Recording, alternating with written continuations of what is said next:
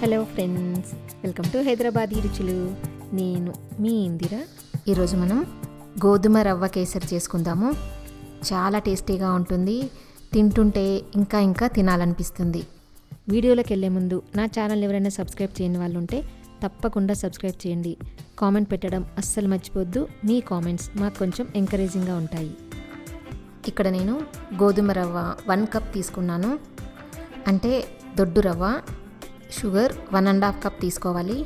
మామూలుగా సన్న రవ్వ కన్నా ఈ దొడ్డు రవ్వకి షుగర్ కొంచెం ఎక్కువే పడుతుంది.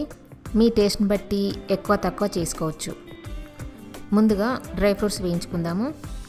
ప్యాన్లో 1 టేబుల్ స్పూన్ నెయ్యి వేసుకొని వేడి చేసుకోవాలి. నేను ఇక్కడ హోల్సమ్ గిరికౌగి వాడుతున్నాను. మీకు కూడా ఎలాంటి కల్తీ కానీ అడల్ట్రేషన్ కానీ లేకుండా తయారు చేసిన నెయ్యి కావాలనుకుంటే wholesameindia.comలో ఆర్డర్ పెట్టచ్చు. దాంట్లో మనకు కావాల్సిన డ్రై ఫ్రూట్స్ వేసుకోవచ్చు. నేను ఇక్కడ ముందుగా కాజు ముక్కలు వేసుకున్నాను. ఈ జీడిపప్పు కొంచెం కలర్ మారే వరకు వేయించుకోవాలి. తర్వాత దీంట్లో కిస్మిస్ వేసుకున్నాను. కిస్మిస్ వేగిన తర్వాత వేరే ప్లేట్లోకి తీసి పెట్టుకోవాలి. మీకు కావాల్సిన డ్రై ఫ్రూట్స్ ఏవైనా వేయించుకోవచ్చు.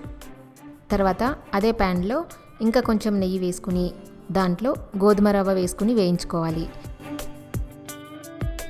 ఈ రవ్వని బాగా వేయించుకోవాలి. ఎంత బాగా వేయించుకుంటే కేసరి అంత టేస్టీగా వస్తుంది.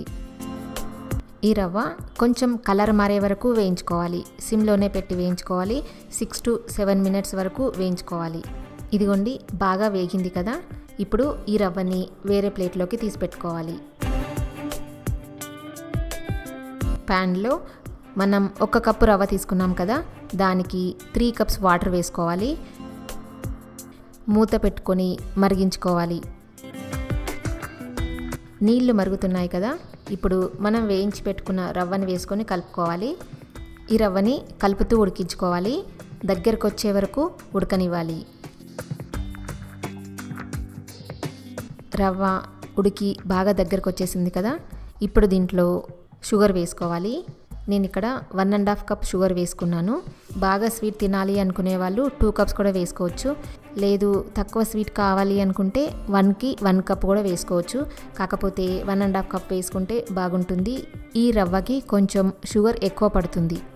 బాగా కలుపుకోవాలి. మాడిపోనివ్వకుండా కలుపుకుంటూ ఉడికించుకోవాలి.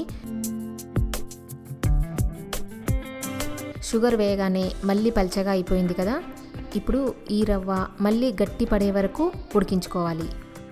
మధ్య మధ్యలో కలుపుకుంటూ ఉడికించుకోవాలి. దాదాపుగా దగ్గరకు వచ్చేస్తుంది కదా, ఇప్పుడు దీంట్లో కొంచెం నెయ్యి వేసుకుందాము. 1 టేబుల్ స్పూన్ వరకు వేసుకోవాలి. నెయ్యి ఎంత వేసుకుంటే అంత టేస్ట్ వస్తుంది. 1/2 టీ స్పూన్ ఇలాచీ పౌడర్ వేసుకొని కలుపుకోవాలి.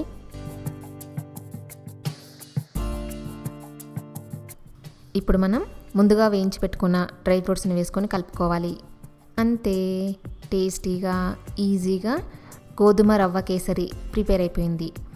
అప్పటికప్పుడు ఈజీగా ప్రిపేర్ చేసుకోవచ్చు. సేమ్ ఇవే కొలతలతో చేసుకోండి. చాలా టేస్టీగా వస్తుంది.